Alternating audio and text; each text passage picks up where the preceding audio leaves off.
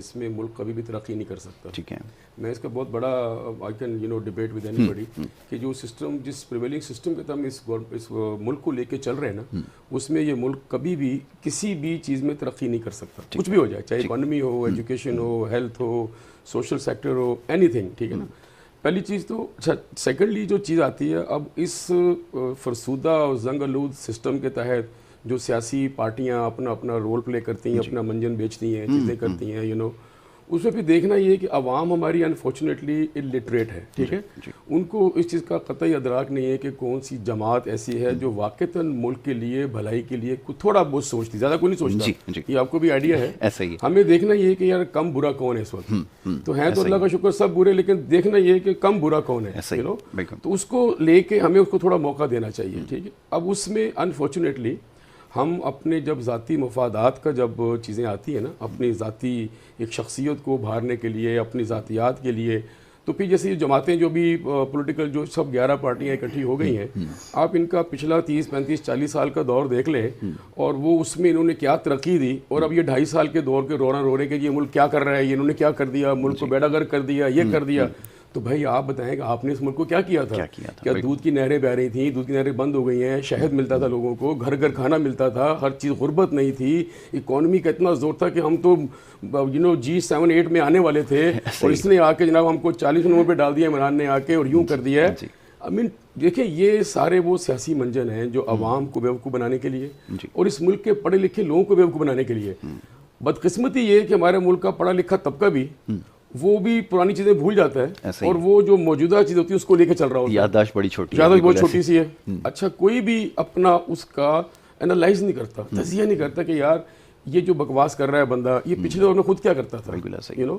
तो हमारा एक बहुत बड़ा एक बदकिस्मती है कि इसी जो निज़ाम है इस वक्त, उसमें अवाम ये हमारी जो अवाम है ना, इसको तो आप मेरे ख्याल से भी इस पे तो कुछ किया ही नहीं है, इसको और जुल्म करना चाहिए इसके ऊपर। अच्छा जी जी जी सर, तो बड़ी सख्त बात कह रहे हैं फारूक भाई। बिल्कुल, तो वजह ये है कि अवाम ही ऐसे लोगों को लेके आती है। अगर अवाम इतनी हमारी जाहिल है कि उनको इस चीज़ का अदराक नहीं है कि कौन इस मुल्क के लिए उनके लिए अच्छा है, ठीक है, और वो उसको सोचे बिना अगर वो चाहते कि नहीं हमें तो वही पुरानी चीज़ चाहिए, तो फिर ऐसी अवाम का तो सर यही हाल होना चाहिए कि इनको जूते और पड़े। ठीक है ना, आप अयूब खां के ज़माने में मुझे याद है हम पढ़ते थे कि लेट 70s लेट 60s में जब 4 अन्य बिजली महंगी हुई थी और चीनी महंगी हुई थी, तो अयूब कुत्ता हाय हाय और कराची में क्या हुआ, और जनाब उठा के हम उसको बाहर फेंक दिया। राइट, अब ये चीनी की बात करते हैं, क्या नून लीग के दौर में क्या 140 पे चीनी नहीं गई थी? क्या बिल्कुल गई थी। ठीक है, अब ये अवाम भूल जाती है 140 पे गई थी जी। अवाम भूल जाती है कि उस जमाने में आटा भी कितना महंगा हुआ था। बिल्कुल, चीजें बैग पे आती हैं, अभी भी चीनी महंगी हुई। चीनी को मैं समझता हूँ कि उसको इतना इशू बना लिया है, वो खुराक का हिस्सा नहीं है। अगर मेरे घर में चीनी नहीं आएगी, बिल्कुल सही सर मैं जिंदा रहूंगा, मुझे दाल चाहिए, मुझे सब्जी चाहिए, मुझे गोश्त चाहिए, मुझे चावल चाहिए, लेकिन वो चीनी चीनी चीनी चोर, चीनी कीमत बढ़ गई, चीनी। तो ये अवाम बेसिकली जब तक एक निज़ाम ठीक नहीं होगा ना, उसमें बहुत सारी चीज़ें रिफॉर्म्स हैं सारी। यासर भाई, इस मुल्क की तरक्की का जो राज है ना, वो इस निज़ाम में नहीं है सर। ये बता दूं, हम जितनी बातें कर लें, प्रोग्राम कर लें, यकीन जानिए ये सिस्टम अगर चलता रहेगा तो हम तरक्की नहीं कर सकते। और ये पॉलिटिकल पार्टी जिस एजेंडे पे काम कर रही हैं, वो मुल्क के खिलाफ एजेंडा है। देखिए, हम घर में लड़ाई होती है मियाँ बीवी की या किसी की, तो मैं अगर अपनी वो हंडिया बाहर फोड़ूंगा जाके, तो वो मेरे घर के लिए खराब है ना। अगर आपको कोई मामला ऐसे हैं तो आप बैठ सकते हो, लेकिन मुल्क के मुफाद के खिलाफ आप काम कर रहे हो इस वक्त, आप अदारों के खिलाफ बोल रहे हो, उन अदारों के खिलाफ जो मुल्क के मुहाफिज हैं, ठीक है, उनको आप सियासत में घसीट रहे हैं। तो इंस्टेबिलिटी लाना, ये किसी और के अज़ाइम को पूरा कर रहे हैं, ठीक है, और ये शुरू से they are paid and they are pro, and we all know I mean from where they are getting money and whom they are basically promoting in Pakistan. तो ये हमारे मुल्क की अदारे जो है ना, जो बड़े अदारे, ये उनको भी सोचने की बात है। उनके पास सबकी फाइलें हैं, उनको खोल दे सर, कोई कंप्रोमाइज नहीं, कोई मसलहत नहीं, कोई सियासी मसलहत नहीं, सबको खोल के सामने ला दे। ये लोग ये हैं भाई, इनके करतूत ये हैं। यकीन जानिए ये टाइम अभी आ चुका है कि सब खोल के मीडिया पे हर जगह टाइम खरीद के जो है ना, अवाम को बताना शुरू। जलसे करने की जरूरत नहीं है, media is enough. Social media इस्तेमाल करे और इनको नंगा करे सबको सर, इनकी फाइलें खोल दें ताकि सीधे होकर बैठ जाइए। ठीक है डॉक्टर साहब, अब ये फरमाइए कि फारूक भाई ने तो सख्त बात कही है, लेकिन अब क्या करें, क्योंकि हल कोई नज़र नहीं आ रहा, कोई उम्मीद नज़र नहीं आ रही। सिस्टम रिजल्ट ओरिएंटेड हो सकता है जिसके अंदर यही लोग, आबादी का बड़ा हिस्सा है तालीम से महरूम, शऊर से महरूम, आगाही से महरूम, इन्हीं लोगों को बार बार मुंतखब करके लाते रहेंगे। और मैं हैरान था, तवानाई के जो वो वज़ीर थे, वो बैठ कर जो वो कहने लगे जी पिछली हुकूमतों में ऐसा हो गया, पिछली हुकूमत ने ये कर दिया। वो पिछली हुकूमत का भी हिस्सा थे, उससे पहले वाली भी हुकूमत का हिस्सा थे, और उससे पहले जो हुकूमत रही उसका भी हिस्सा थे। तो हर दौर में यही मौसूफ थे और इनका रोल भी यही था, पोर्टफोलियो भी ज़्यादा मुख्तलिफ नहीं था। तो ये फिर सिलसिला कब तक आवाम को बेवकूफ़ बनाने का चलता रहेगा? क्या सिस्टम को तब्दील कर देने से, जो कि बहुत मुश्किल नज़र आता है, मामला हल हो जाएगा आपके ख्याल में? अगर आपको याद हो तो आपके प्रोग्राम में मैंने एक बात कही थी कि हमारे यहाँ जो मसाइल हैं ना वो बिहेवियर के हैं, तो हमें अपने रवैये जो हैं उसमें वो तब्दीली लेके आने की ज़रूरत है। और वो मैं समझता हूँ कि मैं हर इतना मायूस नहीं हूँ। फारूक अफजल साहब जो हैं वो तो कुछ ज़्यादा अगर मतलब कि ज़ाहिर एक्सपीरियंस है उनका, वो एक्सपीरियंस के बेस के ऊपर बात कर रहे हैं। सिस्टम में मेरा नहीं ख्याल कोई परेशानी है, सिस्टम को जो चलाना है और कैसे चलाना है ये ज़्यादा इम्पोर्टेंट है। और आप अगर नया भी सिस्टम लेके आ जाएंगे, एक लेके आएँ, दो लेके आएँ, या पाकिस्तान जैसे पहले एक्सपेरिमेंट लेबॉर्ट्री बना हुआ है तो उसका तो फ़ायदा नहीं होगा। जो सिस्टम हमारे पास है उसके अंदर जो प्रो कॉन्स हैं उसको देख के तो हमें काम करने की ज़रूरत है। जहाँ तक ये बात रही कि जी वो हमारे जो वज़ीर तवानाई हैं, वो बात बिल्कुल ठीक है कि इससे पिछली गवर्नमेंट का भी हिस्सा थे, पिछली गवर्नमेंट का भी हिस्सा थे और अब भी हिस्सा हैं। तो वो तो उनको खुद देखना चाहिए कि मैंने पिछले 2 दौर में क्या किया है और किसकी बेस के ऊपर मैं ये बात कर रहा हूँ। और मैंने आपको शायद याद हो तो मैंने आपको बताया था कि हमारे यहाँ जो फ्रॉम बॉटम टू टॉप लोगों ने जो पढ़ना है वो छोड़ दिया है। अब हमारे जो वज़ीर हैं उनको ये नहीं पता होता कि हमारे पास वजारत ये है तो हमारे काम, इस वजारत के ऑब्जेक्टिव्स क्या हैं और इस काम को हमने करना कैसे है। उन्हीं वज़ीर तवानाई की मैं आपको बात बताता हूँ, मैं 2-4 जगह मैंने ये बात कोट की। 2019 में नस्र यूनिवर्सिटी में कॉन्फ्रेंस एनर्जी के ऊपर, और आप यकीन कीजिएगा 2019 में वो हजरत जो एनर्जी कंजम्पशन के फिगर्स बता के गए थे वो 2014 के फिगर्स 2019 में बता के चले गए थे। हालांकि ये वो हमारे वजीर हैं, और आपको मैंने ये भी शायद एक दफ़ा जिक्र किया था कि अब एनर्जी का मिनिस्ट्री जो है वो फाइनेंस की मिनिस्ट्री से ज़्यादा इंपॉर्टेंट हो गई। ये चीज़ें जो इनको तो मतलब कि आम आदमी से, बल्कि पढ़े लिखे लोगों से 10-10, 20-20 साल एडवांस होना चाहिए। तो ये तो पीछे जा रहे हैं। तो इस सूरत हाल में मेरा नहीं ख्याल को हम कोई इनसे, खैर मैं तो इतने को पॉजिटिव चीज़ें एक्सपेक्ट नहीं कर रहा एज अ प्रोफेसर। बाकी ये है कि अगर वो अच्छा कर बैठे तो वो मैं समझता हूँ कि पाकिस्तानी अवाम जो उसके मुकद्दर की बात है। बिल्कुल ठीक है। और भाई ये अब सूरत हाल है, देखें आपने मामला तो समझ में आ गया है कि ये तो रिजल्ट्स नहीं दे सकते। ये जो आपका जो सो कॉल्ड डेमोक्रेटिक सिस्टम है ना, अब ये कौन सी डेमोक्रेसी है ये अभी तक हम नहीं समझ सके हैं। जो परफेक्ट डेमोक्रेसी हाइपोथेसिस है उसके तो ये बिल्कुल अगेंस्ट ही चल रही है। तो ये तो बड़ा मुश्किल है कि इस डेमोक्रेसी से आपको रिजल्ट मिल सके। अब सवाल ये पैदा होता है कोई नया सिस्टम इंट्रोड्यूस करवाना। देखें ये जो आपके पास टीम बैठी है, चाहे हुकूमत में चाहे हुकूमत के बाहर, सिस्टम के बेनिफिशरी हैं, और जो सिस्टम के बेनिफिशरी जब सिस्टम को ही रन करेंगे तो वो कैसे चाहेंगे कि कोई नया सिस्टम इंट्रोड्यूस करा दें? तो फिर ये लोग जाएंगे कहाँ? जो ये ख़ानदानी सियासतों के दौर चल रहे हैं। हाल ही जरदारी साहब अगले दिन फरमा रहे थे, कहने लगा जी हमारे दौर में 100 रुपये का डॉलर था, आज 180 का हो गया। अब ये तो हाल है। साहिबजादे उनके तकरीर करते हैं, वो कहते हैं 200 रुपये किलो अंडे हो गए। तो शायद ये तो हुक्मरानों का हाल है। इससे आपको अंदाज़ा हो जाएगा कि उनकी मेंटालिटी क्या है या मामलात को कितने समझते हैं। तो फिर कैसे नतीजा निकलेगा ये ज़रा समझा। देखिए मैं अल्हम्दुलिल्लाह पाकिस्तान के लिए बहुत मस्बत सोच रखता हूँ और मैं कभी मायूस नहीं हूँ इस मुल्क से, अल्हम्दुलिल्लाह। ठीक है, एक राइट टाइम आएगा, मैं उसका इंतज़ार कर रहा हूँ। ठीक है, हमें अपनी वॉइस को रेज़ करना है और इस मुल्क का फ्यूचर अल्हम्दुलिल्लाह बहुत अच्छा है।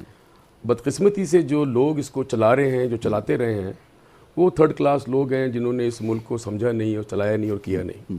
मैं जिस सिस्टम को चेंज करने की बात करता हूँ, बेसिकली अकाउंटेबिलिटी क्रिएट करनी पड़ेगी, जवाबदारी। ठीक है, वो इस सिस्टम में नहीं है। हमारा जो पार्लियामेंटेरियन सिस्टम है ना, ये सिस्टम से चलेगा यूके में, ये यहाँ नहीं चलेगा। आपका जो सिस्टम होना चाहिए, जो डाउन द लाइन आपको पावर्स डेलीगेट करनी पड़ेंगी। आज कराची के मसाइल क्यों हैं? ऐसा ही, ठीक है, एक वज़ीर-ए-आला बैठे हुए हैं, कमिश्नर बैठे हुए हैं जी, मेयर साहब बस उनके पास कोई इख्तियारात ही नहीं है, एक विजिट कमिश्नर बैठे हुए हैं जी। यार इस मुल्क का निज़ाम जब चलेगा, जब आप बल्दियाती अदारों को मजबूत करेंगे, ठीक है। MNA MPS को नहीं। उन्होंने नालियां रोडें नहीं बनानी सर, उनका काम लाइटें लगाना नहीं है। उनका काम है अवाम के लिए वो चीज़ें, वो तहरीकें वो लाना पार्लियामेंट के अंदर कि फैसिलिटेट अवाम को कैसे किया जाए। वो कानून साजी करें, नालियां नहीं बनवाएं, फंड्स नहीं लें कि मुझे 25-30 करोड़ लगा के अगर MNA बनेगा तो सर उसको पैसे कमाने भी था ना उसको सर। अब ये सिस्टम, ये इस सिस्टम की खराबी है एक्चुअली। हम जब इख्तियारात मेयर तक देंगे, नाजिम को देंगे, सिटी का मेयर जब आएगा वो सारे इख्तियारात उनके पास होंगे। ये लोग ये सोचते हैं सियासी जमातों के लोग, अगर ये सारे इख्तियारात उनको चले गए तो यार हमारी पावर, हमारा VIP कल्चर, हम चने बेचेंगे, हम क्या करेंगे बैठ के भाई, ठीक है। ये निज़ाम जो चेंज करने की बात करता हूँ वो ये है कि अवामी नुमाइंदों के पास उस शहर का, उस सूबे का इख्तियार हो, ये MNA MPS के पास ना हो।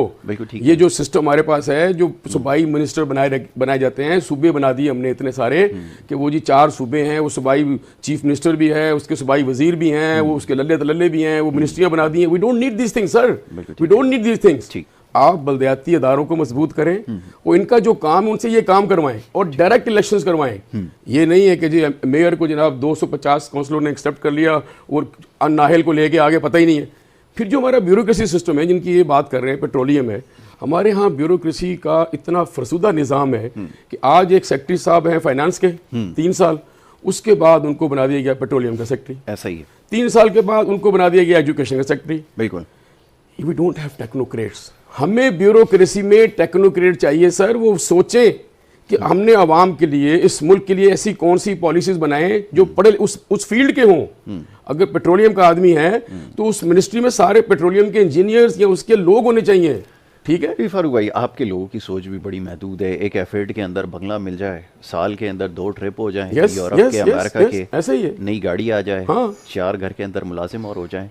इतनी सोच छोटी अगर होगी तो कैसे एक्सपेक्ट करेंगे। बड़ी तल्ख बात है, लेकिन बात तो सच है कि हमारे अपने भी है, दोस्त और कुछ अजीज़ हैं ऐसे ही, लेकिन हमें पता है कि सोच कितनी महदूद है। ये तो इनकी मुख्तसर सी सोच है कि इनको रिटायरमेंट के बाद US के अंदर कहीं ह्यूस्टन वगैरह में कोई सेटलमेंट मिल जाए। तो ये क्या सोचेंगे और कैसे डिलीवर करेंगे? अभी तक तो जितने लोगों से वास्ता पड़ा है 60 सालों में यही नज़र आए और कोई नज़र नहीं आया कि जो वाकई मुल्क के बारे में सोचे या पॉलिसी डिफ़ाइन करे।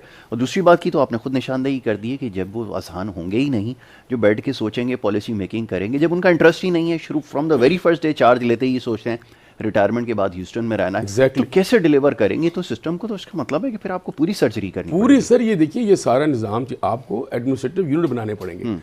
अब फिलीपीन जैसा मुल्क जो है 9.5 करोड़ की आबादी का मुल्क है, वहाँ 76 सूबे हैं जी, ठीक है। 76 सूबे का मतलब ये नहीं कि वो 76 सूबे कोई सूबाइयत के नाम पे बनाए गए हैं, एडमिनिस्ट्रेटिव यूनिट्स हैं। गवर्नर भी जो इलेक्ट होता है वो डायरेक्ट इलेक्ट होता है, मेयर डायरेक्ट इलेक्ट होकर आता है, ठीक है। वो जो एडमिनिस्ट्रेटिव यूनिट बनाएंगे वो कंट्रोल करने के लिए, लोगों को आसानियाँ देने के लिए। हमारे यहाँ 4 सूबे बना दिए आपने, और जो लल्ले तलल्ले अखराजात, हमारा करंट बैलेंस फेडरल गवर्नमेंट का देखें। मैं यकीन जानिए हमेशा एक जावेद चौधरी साहब बड़ा पहले अच्छा लिखते थे, लेकिन अब वो भी ज़ाहिर है कुछ इधर उधर हो जाते हैं। लेकिन बात ये है कि 99 में जब मुशर्रफ साहब आए थे तो उन्होंने बड़ा अच्छा कॉलम लिखा था। उस ज़माने में उनका जी मैं लीकेजेस बताता हूँ मुशर्रफ साहब को। उसने एक लीकेज बताई थी उन्होंने उस दफ़ा, तो उन्होंने लिखा था कि सिर्फ जो ट्रांसपोर्टेशन है ना फेडरल गवर्नमेंट की सारी, उसका उनका जी 67 अरब रुपया खर्च होता है साल का, जो आपने गाड़ियाँ दे रखी हैं उसकी मेंटेनेंस, ड्राइवर्स, ये सारा सिस्टम, पेट्रोल वगैरह जो कुछ भी है, 67 अरब रुपया उस जमाने में खर्च होता था सर। एक लीकेज है ये जी। तो हमारे जो लल्ले तल्ले ये खत्म करने पड़ेंगे। अमेरिका में इंडस्ट्रियलाइज जितनी कंट्रीज हैं वहाँ गाड़ियाँ देने का कॉन्सेप्ट नहीं है सर। आप अपनी गाड़ी पे आए भाई, आप पैसा लगा के आए हो ना, बिल्कुल। तो पाकिस्तानी गवर्नमेंट क्यों गाड़ियां देती है ऑफिसर्स को, क्यों देती है गाड़ियां मिनिस्टर्स को? इन्होंने गुनाहगार आंखों ने कसम खुदा का आपको अल्लाह को जवाब देना है। 3.5 करोड़ की गाड़ियां यहाँ खड़ी हैं आपके शहर में सरकारी नंबर प्लेट के ऊपर। आप बताएं किसने अलाउ किया सर उनको? किसने अलाउ किया है? ये जुल्म है मुल्क के साथ, इस कौम के साथ क्या खेल हो रहा है कि आप देखें वो 3-3.5 करोड़ की गाड़ी सरकारी नंबर प्लेट के ऊपर लोगों के पास खड़ी हुई है। कौन पूछने वाला है? सर ये गाड़ियां देना बंद करना चाहिए। उनको लमसम सैलरी दें, जहां से मर्जी रहो, कोई घर नहीं, कोई कुछ नहीं, खुद जाओ खुद आओ, अपनी गाड़ी रखो भाई, कोई झंडा नहीं लगेगा, कोई नंबर प्लेट नहीं होगी। ये जो प्रिविलेजेस है ना, ये जो ग्रीन नंबर प्लेट और वो सिग्नल भी तोड़ दे, कहीं भी पार कर दे, कुछ भी कर दे, ये VIP कल्चर सर ये हमें खत्म करना पड़ेगा। हम मुल्क बाहर, मैं भी अमेरिका भी रह के आया हूँ, फिलीपीन भी रहा हूँ, हमने सर लोगों को देखा वहाँ सिस्टम कैसा है, किस तरह लोग चलते हैं, ठीक है ना। हमारा ये फरसुदा निज़ाम जो है ना ये ठीक करना पड़ेगा। और हमें मैं हमेशा कहता हूँ एजुकेशन के पॉइंट ऑफ व्यू से, रिफॉर्म्स काउंसिल में मैंने बात की थी हमारे कि हमें सबसे पहले किरदार साजी पे तवज्जो देनी। जो हमारी जनरेशन है उसकी करैक्टर बिल्डिंग नहीं हो रही है सर। हम जो निज़ाम तालीम लेके बैठे हुए हैं उससे आप कोई अच्छे लोग पैदा नहीं कर रहे हैं, ना अच्छा पाकिस्तानी, ना अच्छा मुसलमान, ना अच्छा शहरी। तो हमें किरदार साजी पहले एजुकेशन की ड्रास्टिक रिफॉर्म्स लानी पड़ेंगी जिसमें हमारे बच्चों की किरदार साजी हो, कैरेक्टर बिल्डिंग हो, तो ये मुल्क ऐसा से बढ़ेगा। डॉक्टर साहब का ताल्लुक माशाल्लाह खुद एजुकेशन के शोबे से। डॉक्टर साहब कर सकते हैं ये को, हमारा तो एक बड़ा देरीना मुतालबा है, लेकिन अगर इसमें ख़तरा ये है कि अगर ये हो गया जो एजुकेशनल रिफॉर्म्स की बात कर रहे हैं फ़ारूक भाई, अगर वो हो जाते हैं तो फिर तो ये कुछ भी नहीं बचेगा, ये लोग भी नहीं बचेंगे, और ये जो फ़िरौन यहाँ पर आपके घूम रहे हैं महंगी महंगी गाड़ियों के अंदर सरकारी नंबर प्लेट में, तो ये भी सब ख़त्म हो जाएगा। और अगर ये टूट गया स्टेटस को तो उसका मतलब है कि फिर तो बहुत बड़ा रेवोल्यूशन आ जाएगा। तो ये तो होने नहीं देना, चाहे कुछ भी हो जाए। कैसे लेकर आएंगे रिफॉर्म्स, ये समझाएं। देखिए, वो मैंने पहले आपसे बात की थी कि रवैया जो है ना, रवैया उसके अंदर चेंज लेके आने की जरूरत है। बेसिकली अकाउंटेबिलिटी ये होती है कि हम खुद देखें कि हम क्या कर रहे हैं। फर्ज करें मैं अगर अपनी एग्जांपल दूं तो मैं अल्लाह का शुक्र है कि जितना मैं अभी तक पब्लिश कर चुका हूँ या जितना मैंने काम किया इस मुल्क के लिए, मैं आगे अगर काम ना भी करूँ तो मेरा ख्याल है कि मेरी नस्ल जो बिल्कुल आराम से बैठ कर खाएगी, अल्लाह का शुक्र है। लेकिन मैं ये सोच के काम करता हूँ कि अल्लाह ताला की ज़ात ने मुझे कैपेसिटी दी है रिसर्च में पाकिस्तान का झंडा बुलंद करने के लिए, तो फिर मैं इस झंडे को और बुलंद करूँ जितना मैं कर सकता हूँ, जब तक मेरे हाथ जो हैं मेरा साथ देते हैं। ये बेसिकली होती है आपकी अकाउंटेबिलिटी। अब जहाँ तक रही वो 3-3 करोड़ गाड़ियों की बात आप कर रहे हैं, तो वो इनको सोचना चाहिए कि आवाम जो है कि एक तरफ हम 3 करोड़ की गाड़ी में बैठे हुए हैं, 7,000 सी बात है, और भी 2-4 प्रोटोकॉल गाड़ियाँ होंगी, उसमें गार्ड्स भी होंगे, उनके हाथों में असला भी होगा, उस जो बंदूकें कुछ उसमें वो बुलेट्स भरी जाएंगी, पेट्रोल चलेगा। तो क्या वाकई हमारी आवाम जो है वो इस काबिल है कि उनके ऊपर हम इस तरह के अनप्रोडक्टिव एक्सपेंडिचर जो है उनका बोझ डालें? तो अकाउंटेबिलिटी तो यहाँ से शुरू होगी। अब जहाँ तक बात अब कर रहे हैं दूसरी के अगर ये लोग ये बात ज़हन में रखें कि हमें कल को मरना भी है, तो फिर तो मेरे ख्याल में इनको एजुकेशन जो है वो उसके ऊपर तवज्जो भी देनी चाहिए। ठीक है। अच्छा डॉक्टर साहब, क़तः कलामी की माज़रत, इसी नुक्ते से आगाज़ करूँगा। एक छोटी सी ब्रेक के लिए कहा जा रहा है, एक छोटी सी ब्रेक लेते हैं, ब्रेक के बाद वापस आएंगे और गुफ्तगू को जारी रखेंगे। आप देखते रहें गुड मॉर्निंग कराची।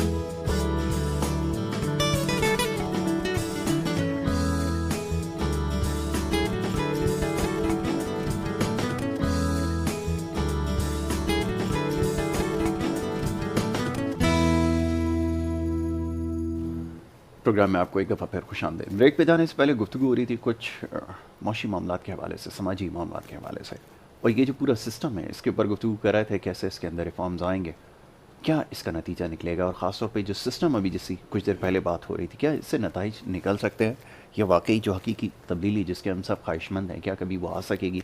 इस हवाले से गुफ्तगू हो रही थी। डॉक्टर शहबाज साहब यहाँ पे तशरीफ़ फरमाए, उनसे बात हो रही थी। डॉक्टर साहब, आप एजुकेशन सेक्टर के हवाले से हम गुफ्तगू कर रहे थे, और ये जो फरसूदा निज़ाम है इसका तो बड़ा फ़ायदा है, और उसी की वजह से नस्ल दर नस्ल हम देखते हैं कि वो मौरूसी सियासत जो है वो चली आ रही है, और वो चलती रहेगी। उसका सिलसिला तब तक नहीं रुकेगा जब तक आप लोगों को एजुकेट नहीं करेंगे। तो ये तो मुमकिन नज़र नहीं आता। फिर क्या सोचना चाहिए कि क्या कौन सी हुकूमत आएगी? जैसे इस हुकूमत के बारे में कहा जा रहा था कि जी कोई बड़ी तब्दीली आ जाएगी, कुछ फ़ैसले होंगे ऐसे जो माजी में कमी ना हुए, लेकिन तब्दीली तो कहीं पे कोई नज़र नहीं आई। ये कैसे मुमकिन हो सकेगा, ये समझाइए। नहीं जी, फैसले हुए हैं ऐसे जो पहले माजी में नहीं हुए, ये बात आप ना करें। दूसरी बात ये है कि एजुकेशन जो है इज़ वेरी इंपॉर्टेंट, उसके बगैर पॉसिबिलिटी नहीं है। और इसीलिए शायद पता नहीं इस मुल्क के लोगों को पिछले 74 साल से जो हमारी प्रायोरिटी थी एजुकेशन के पॉइंट ऑफ व्यू से, उधर हम नहीं गए, और ना आवाम को उस तरफ मतवज्जो किया गया है। क्योंकि चाइना की एक कहावत है, वो कहते हैं अगर आपने एक नस्ल संवारनी है तो आप जंगल जो है ना वो लगाना शुरू कर दें, लेकिन अगर आपने पूरी कौम संवारनी है तो फिर उसको पढ़ाना शुरू कर। तो ये उस तरफ इनको तवज्जो देनी चाहिए थी। जैसे हम पीछे बात कर रहे थे रवैये की, और उसमें फ़ारूक साहब बिल्कुल सही बात कर रहे थे कि जब तक किरदार साजी नहीं होगी तो उस वक्त तक जो रवैये हैं वो चेंज नहीं होंगे। अब मेरा सवाल ये है, किरदार साजी कैसे आएगी? किरदार साजी उसी वक्त आएगी कि जब आप अपनी अकाउंटेबिलिटी, अपना जो आपके वो फ़राइज़ हैं उसको आप तवज्जो देंगे। मेरे को थोड़ा सा अगर हम देखें कि जैसे USA की बात करें, UK की बात करें, मैं दो जो उनके फार्मर वज़ीर दिफा थे मैं उसकी बात करूँ, जैसे कुंडालीदा राइस थी, वो फॉरेन अफेयर्स की बहुत बड़ी एक्सपर्ट थी। ऐसा ही। अगर आपको याद हो कि यूके में एक वज़ीर दिफा थे जैक स्ट्रा, तो वो अपने उस फील्ड के एक्सपर्ट थे, उन्होंने वो बुक्स लिख के आए थे, अपने फील्ड में काम किया था। तो ये जो चीज़ें होती हैं ये उस वक्त होती हैं कि जब आप बिल्कुल आपको कॉन्फिडेंट होता है अपने ऊपर कि चूँकि मैं ऑलरेडी अपने इस फील्ड के अंदर काम कर रहा हूँ, मेरे पास आइडियाज़ हैं, तो मैं चीज़ों को जो है इस मुल्क में इम्प्लीमेंट करूँगा और उसकी प्रैक्टिकल शेप जो है वो लेके आऊँगा, और उससे फिर जो मुआशियत की तरक्की के मुस्बत समरात हैं वो वहाँ तक पहुँचेंगे। तो यहाँ तो मेरे ख्याल कि कोई ऐसा बंदा मुझे बता दें जिसने अपने फील्ड के अंदर काम किया, और सिवाय इसके ये जो पिछली गवर्नमेंट के अंदर भी काम खराब हुआ उसमें भी मैं था, पिछली गवर्नमेंट में भी काम खराब हुआ उसमें भी मैं था, अब इस गवर्नमेंट में भी काम खराब रहा उसमें भी मैं हूं। उसमें मेरा हिस्सा तो मुझे बताएं फिर जवाबदेह कौन है? तो अगर थोड़ा सा, जैसे मैं बात कर रहा था कि थोड़ा सा इनके जहन में ये हो कि हम भी किसी आज़ाद को जवाबदेह हैं, क्योंकि यहाँ पे जो बंदा भी आता है 5 साल के लिए हम उसको सिलेक्ट करते हैं, 4 साल के लिए उसको सिलेक्ट करते हैं, वो दूसरे टेन्योर की बात करता है, वो ये बात नहीं करता है कि मैं काम इतना ज्यादा करूँ कि लोग खुद ब खुद मुझे जो है वो ऑफर करें कि आप दूसरा टेन्योर भी हम आपको दे रहे हैं। तो ये थोड़ी सी चीजें जो वो इस तरह हो, और उसके लिए जो वही बात एजुकेशन जो है वो बहुत ज़रूरी है, उसके बगैर पॉसिबिलिटी नहीं है। बिल्कुल ठीक है, एजुकेशन के बगैर तो कोई भी चीज़ मुमकिन नहीं है। भाई कभी ख्याल आता है कि ये जो 5 साल बड़ा मुश्किल हो जाता है, अपोजिशन के लिए बर्दाश्त करना और डिलीवर करना बड़ा मुश्किल, तो इसका टाइम पीरियड कम कर देते हैं, इसको 5 साल से कम करके 3 साल कर देते हैं, मसला हल हो जाएगा। इससे मसला हल हो सकता है? एक नहीं, देखिए ये उसी सूरत मुमकिन है। मैं हमें सीखना चाहिए दूसरी अक़वाम से, ठीक है, और उसमें चाहे कोई भी मुल्क हो, इस वक्त दुनिया भरी पड़ी है, और मैं ये समझता हूँ जो अमेरिकन इस वक्त सदारती निज़ाम है ना, वो हमारी खिलाफत के निज़ाम के बहुत करीबी निज़ाम है, ठीक है ना। वहाँ जो पावर्स दे रखी हैं उन्होंने लोगों को डाउन द रोड, वहाँ के जो मेयर्स जो इतने, और जो उनके जो बल्दियाती निज़ाम जो इतना स्ट्रॉन्ग है, उनका जो पावर्स हैं। मैं फ़िलिपीन आप देखिए उनके जो पढ़ाया जाता है, मेरा जो एजुकेशन रिफॉर्म की जो बात करता हूँ, उसमें किरदार साजी जो होगी ना सर, वो ये होगी हमारा जो कुरान है ना सर, अल्लाह ताला ने सारा निज़ाम इसमें दिया है, ठीक है। हकूक़ अल्लाह सिर्फ 5 हैं, 95% हकूक़ जो है ना हकूक़ुल इबाद और मामलात हैं। जब बच्चों को हम 6ठी क्लास से ये पढ़ाना शुरू करेंगे ना, तर्जुमा कुरान का, सिर्फ तर्जुमा, तफसीर की बात नहीं कर रहा, क्योंकि हर बंदे के अकायद डिफरेंट हैं, आप तर्जुमा पढ़ाना शुरू करें। मैट्रिक इंटर तक स्कूल होना चाहिए, मैट्रिक तक नहीं होना चाहिए। उस दिन वो पढ़ेगा ना तर्जुमा, तो सर वो किरदार साजी उसको होगी कि मुझे मुआशरे में रहना कैसे है, मेरे साथ वाले के हकूक़ क्या हैं, मेरे पड़ोसी के क्या हकूक़ हैं, ठीक है, मुझे सफाई का कैसे ख्याल रखना है, मुझे बड़ों को कैसे ख्याल करना है, मैंने किसी का हक नहीं मारना, मैंने झूठ नहीं बोलना, मैंने ग़ीबत नहीं करनी, मैंने कमिटमेंट पूरी करनी जो अल्लाह ने मुझे कहा गया है, ठीक है। तो हमने बच्चों की जो किरदार साजी करनी है ना, वो जब तक अपने इस निज़ाम को, जो अल्लाह का निज़ाम है, वो हम स्कूलों में राइज नहीं करेंगे, नहीं होगा। सेकेंडली, किसी मुल्क, मुझे आप एक मुल्क बता दें कोई भी जिसने कोई गैर मुल्क की ज़ुबान मस्तार लेके अपने मुल्क की तरक्की की हो, मुझे बता दें आप Russia, China, France, Germany, China, हर मुल्क ने अपनी ज़ुबान में पढ़ा और तरक्की की। हमें मुल्क, हमारे ज़हनों में डाल दिया गया कि जब तक तुम मुंह टेढ़ा करके अंग्रेज़ी नहीं बोलोगे बेटा, तुम तरक्की नहीं कर सकते हो। हमारा निज़ाम तालीम जो है ना, वो सर हमारी अपनी ज़ुबान में होना चाहिए। ऐसा ही मैं ऐसे टैलेंटेड लोगों को जानता हूँ जो अंग्रेज़ी में एक्सप्रेस नहीं पाते, बेचारे वो पीछे रह जाते हैं। उर्दू में आप पूछो ऐसा बताएंगे कि आप समझे, यकीन जानिए हम अपने टैलेंट को ज़ाया कर रहे हैं, ठीक है। हमारा निज़ाम तालीम कम्प्लीटली, चाहे वो मेडिसिन पढ़े, चाहे वो इंजीनियरिंग पढ़े, कम्प्लीटली उर्दू में होना चाहिए सर, कम्प्लीटली, ठीक है। जब तक हम ये नहीं करेंगे, और yes as a foreign language, एक लैंग्वेज बच्चे को सीखना कंपलसरी हो, चाहे वो इंग्लिश सीखे उस वक्त, फ्रेंच सीखे, जर्मन सीखे, कोई भी एनीथिंग, यू नो, ठीक है। तो एक सिस्टम कुछ हमने रिफॉर्म्स बनाई हैं, उसको मैंने तरवीज भी की है, उसकी मैंने किया भी कोशिश। देखिए हमें जब तक ये नहीं करेंगे ना, तो किरदार साजी नहीं होगी, अकाउंटेबिलिटी फिर सिस्टम में आएगी। सिस्टम हम नया चेंज करें। ये जो पार्लियामेंटेरियन सिस्टम है, ये सूबाई वज़रा और सूबाई हुकूमतें और सूबाई system, you need to abolish this system, sir. You need to abolish this system. We have to have administrative units, और उसका जो पावर्स हैं वो नीचे डाउन द लाइन जो है आवाम में मुंतकिल करें और उनको खेलने दें। टर्की के निज़ाम देखें, से मैं टर्की, मेरा अपना सेटअप भी है वहाँ पर। अब उर्दुवान साहब जब मेयर थे, या उनका जो मेयर भी होता है बड़ा पावरफुल होता है वो, ठीक है, और वो निशानदेही करता है कि इस मेयर अगर ये बन गया है, ये प्राइम मिनिस्टर भी बन सकता है जाके, ये मतलब ऐसा निज़ाम है उनका। तो ये हमें, और वो मेयर बड़ा पावरफुल होता है, उसके पास सारी पावर्स होती हैं शहर की। तो हमारे पास क्या मेयर के पास चीज़ें होती हैं? हमारा मेयर तो सिर्फ संत वो देखता है कि सफाई वालों का इंचार्ज है, बस खत्म, और क्या उसके पास, नथिंग। तो हमारे ये सिस्टम चेंज करेंगे सब जब तक। इसके लिए चाहे आपको ये इसको ठहरा कर एक कौमी गवर्नमेंट बना के, एक कंसेंसस डेवलप करके, सिस्टम को बना के, चेंज करके, डंडा दे के, व्हाटएवर इस मुल्क को अगर बचाना है, that is the only way out. आप ये कहेंगे कि इसमें कर ले, नहीं हो सकता सर। और यहाँ तक इमरान खान इनकी गवर्नमेंट की बात है, वो चेंज क्या लाएंगे जब 3-4 वोटों में हुकूमत होती है सर? वो क्या बिल पास कराएंगे, वो क्या कुछ करेंगे? अनटिल दे हैव 2/3 मेजॉरिटी अगर हो भी, तो ये जो सियासी जो जितने भी लोग बैठे हुए हैं हमारे सियासतदान, जिनके अपने अपने मंजिल हैं, वो ये कभी भी नहीं चाहेंगे, क्योंकि उनके पावर्स इतना, हर चीज़ पैसा मिल रहा है, लूट रहे हैं, हर चीज़ हो रही है, वो रुक जाएगी उनकी सर। और वो 500, 700, 800 खानदान है सर जो उस मुल्क पे हुकूमत कर रहे हैं। बिल्कुल ऐसे ही। उनके बच्चे आ जाते हैं, फिर उनके बच्चे आ जाते हैं, फिर उनके बच्चे आ जाते हैं। ऐसा ही। ये मोरूसियत, ये जो मोनार्की, ये ख़त्म करनी पड़ेगी। ये जब भी मुमकिन है, जब हमारा नीचे से एजुकेशन सिस्टम आएगा, लोग समझेंगे कि भाई ये मोनार्की नहीं चलेगी यहाँ पर, तो तब आएगी जमहूरियत। ठीक है फारूक भाई, एक और चीज़ अभी जिसके ऊपर बात करता हूँ, डॉक्टर साहब से भी पहले इसके ऊपर राय ले लूँ। डॉक्टर साहब, ये मुमकिन हो सकता है? देखिए सिस्टम जिसमें आप फंस चुके हैं, लोगों को अब पता है, इसमें मेरे ख्याल में अल्फाज को घुमाने की ज़रूरत नहीं। IMF के प्लान में आपको धकेल दिया जाता है और उसके बाद फिर आप ये सोचते हैं कि कोई मुल्क तरक्की कर जाएगा। मेरे पास शायद कोई ऐसी मिसाल हो, लोगों ने बड़ा स्ट्रगल किया IMF से जान छुड़ाने के लिए, उसके बाद तरक्की का सफ़र शुरू हुआ। तो ये मुमकिन कैसे हो सकता है कि हर हुकूमत आती है और उसके पास यही एजेंडा एक होता है कि जी मुल्क जो है वो वर्ज ऑफ कोलैप्स पे था, तो हमारे पास कोई सेकंड ऑप्शन नहीं था, तो हमें IMF के पास जाना पड़ा। इवन ये कि खान साहब भी माजी में कभी फरमाया करते थे कि जी इस सिस्टम में जाने से अच्छा है कि मैं खुदकुशी कर लूँ, लेकिन अब ये कहते हैं कि जी बहुत देर हो गई जाने में, पहले चले जाते तो सूरत हाल बेहतर हो जाती। आदमी किसकी बात पर यकीन करे और ये समझाए मुमकिन हो सकता है क्या? देखें जी, IMF एक बैंक होता है ना आपका, बैंक के पास आप जाते हैं, बैंक से आप लोन लेते हैं, ठीक है, और बैंक जो है लोन के अगेंस्ट आपसे कुछ कास्ट वसूल करता है, जिसको हम इंटरेस्ट रेट कहते हैं।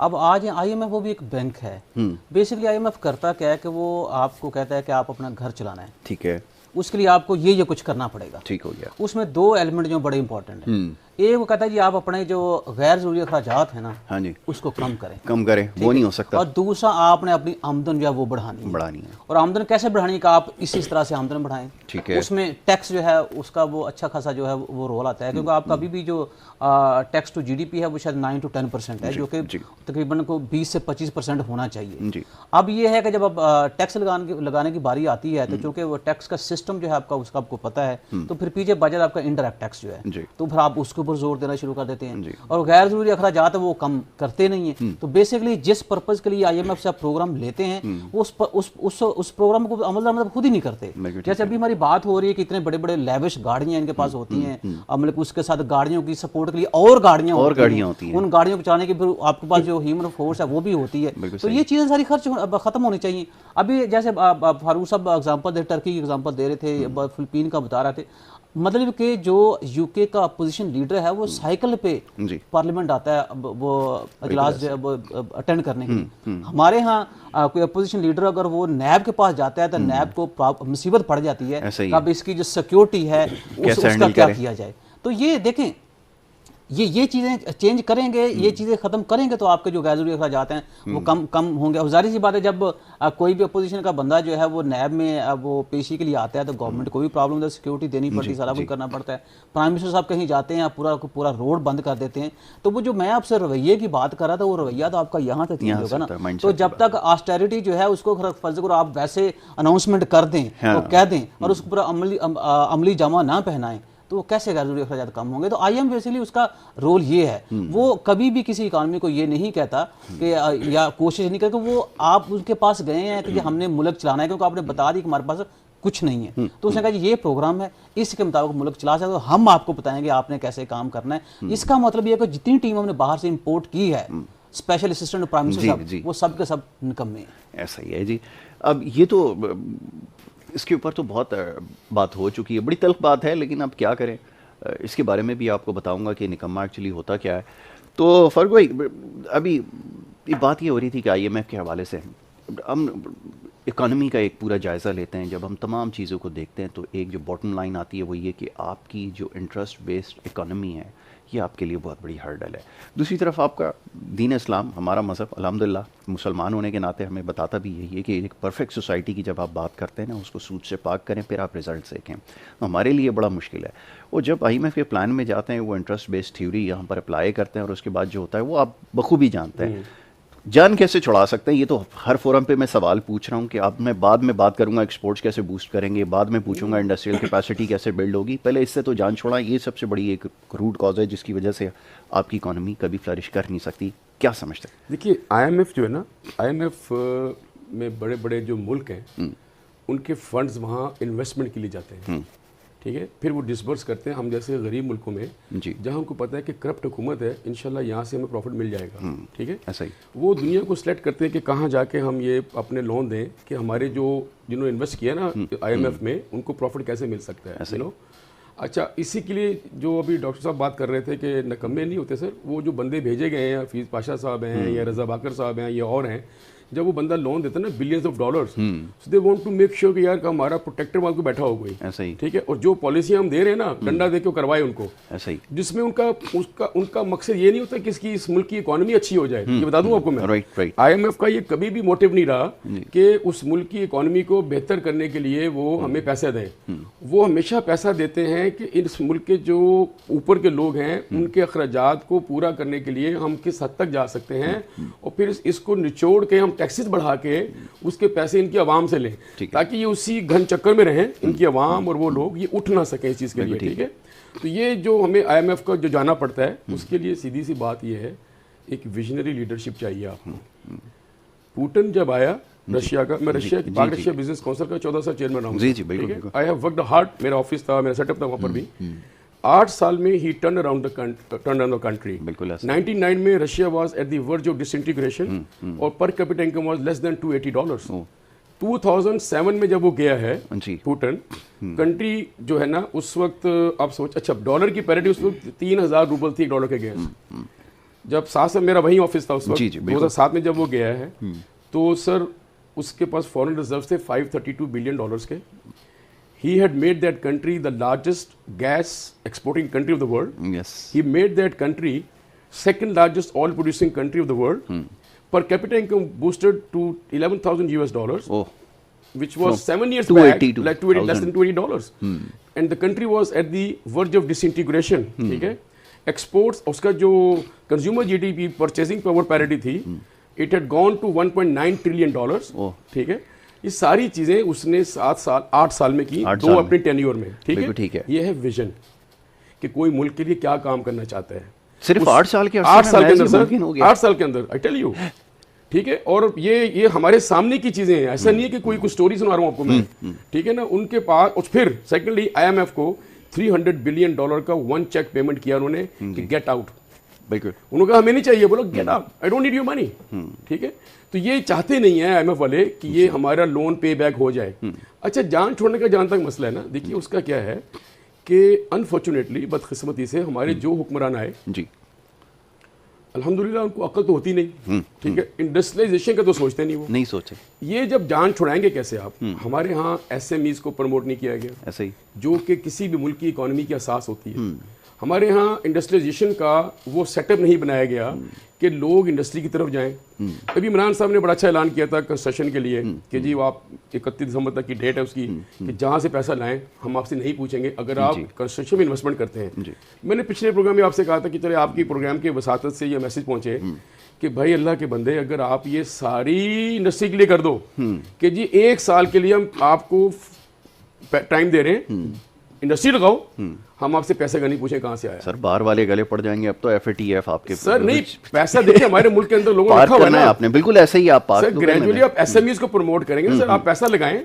देखिए बहुत सारी फर्क है, बात वही ना, अगेन वो पॉलिसी मेकर जो है ना, जब वो खुद अपनी प्रॉपर्टी ह्यूस्टन में बनाने की सोचेगा ना, तो फिर वही सारी चीजें नहीं एग्जीक्यूट कर सके। देखिए हमारी जो ब्यूरोक्रेसी है ना, अमेरिका में आप उनके जाएं, कानून की जो मिनिस्ट्री है उनकी, आपको एक बंदा भी बगैर लॉ के नहीं मिलेगा उस मिनिस्ट्री के अंदर सर। अब पूछ ले किससे, सारे कॉमर्स में जाएं, आपको सारे कॉमर्स में स्पेशलाइज इकोनॉमिक्स मिलेंगे।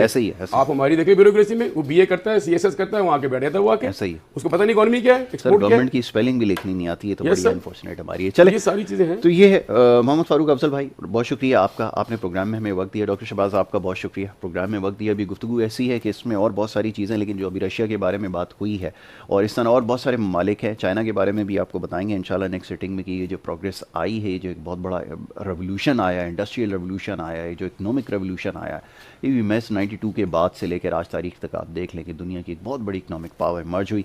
ये सब कैसे मुमकिन हुआ और कैसे हो सकता है ये? हम लोग ये 5 साल में जो है माजी की हुकूमतों का गन साफ़ करने की बात करते हैं, तो 5 साल में बहुत कुछ हो सकता है अगर डिलीवर करना चाहते हो, अगर विल हो। और ये जो एक्सपेंडिचर जिसका हम बार बार यहाँ तस्करा कर रहे हैं कि ये जो महंगी महंगी गाड़ियाँ और उसके पीछे ये जो गाड़ियों के साथ जो उनके प्रोटोकॉल्स जा रहे हैं, अगर इनसे आप जान छुड़ाएंगे तो यकीनन आपको बहुत बचत इससे हो सकती है। बहरहाल जी, इन तमाम मौज़ूआत पर इंशाल्लाह आगे भी गुफ्तगू रहेगी। प्रोग्राम का पहला सेगमेंट इख्तिताम पजीर होता है, दूसरे सेगमेंट की तरफ बढ़ना है। स्केड्यूल गेस्ट हमारे साथ मौजूद होंगे, एक छोटी सी ब्रेक ले रहे हैं, वापस आएंगे। आप देखते रहें गुड मॉर्निंग कराची।